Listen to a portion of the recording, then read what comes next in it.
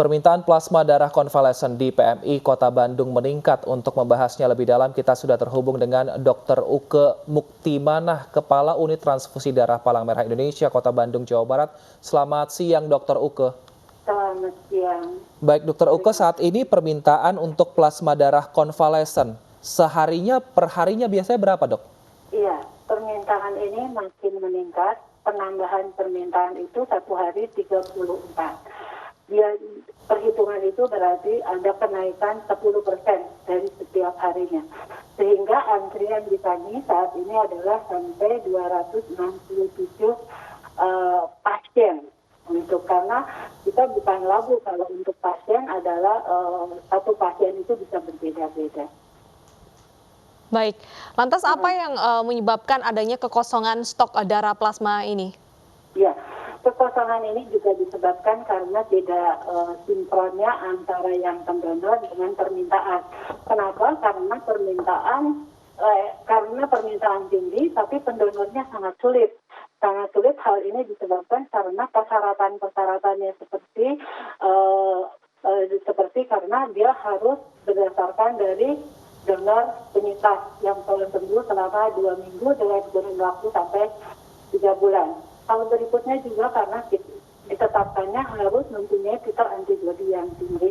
Itu sebagai kendalanya. Yang ketiga juga kendalanya kadang-kadang orang itu masih ragu untuk menjadi pendonornya karena ada kekhawatiran atau ada yang tidak mau diketahui bahwa dia adalah penderita COVID. Jadi persyaratan yang ketat itulah yang menyebabkan kendala jumlah donornya kurang.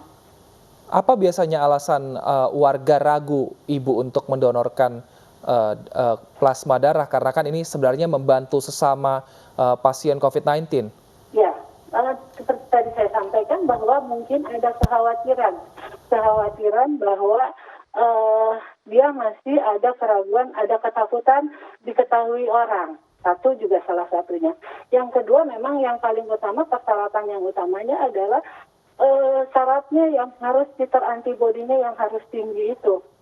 Yang berikutnya adalah kurun waktu yang agak sulit kita dapatkan ya. Sehingga memang permintaan itu banyak juga, salah satunya dikarenakan standar terapi untuk para klinisi juga berubah karena sekarang harus diberikan secara cepat pemberian untuk plasma konvalesen sehingga kebutuhan menjadi meningkat. Baik, keraguan di masyarakat dan banyak sekali kekhawatiran. Apakah sejauh ini edukasi terkait dengan plasma konvalesen ini kerap dilakukan oleh PMI? Ya, alhamdulillah kami memang donor penyintas itu kan utamanya dapatnya dari rumah sakit datanya.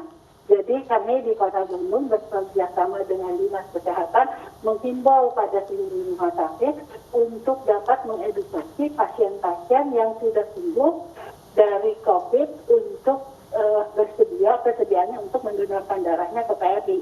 Jadi itu diberikan surat-surat itu baik dari PMI maupun dari Dinas Kota. Jadi kita bekerja sama dengan Kepala Dinas untuk menghimbau ke seluruh rumah sakit yang ada di Kota Bandung. Baik, Dok, sebenarnya seberapa efisien terapi atau pengobatan plasma darah konvalesen ini untuk penyandang COVID-19 atau penderita COVID-19? Sebetulnya mungkin yang paling utama ini sebagai alternatif, banyak juga yang ada yang sukses ya, sehingga katanya dari data efikasinya sampai 65% sampai 70%. Jadi ini bagian alternatif yang bisa membantu untuk mengatasi masalah kondisi ini. Baik, terima kasih Dr. Uke telah bergabung bersama kami di iNews.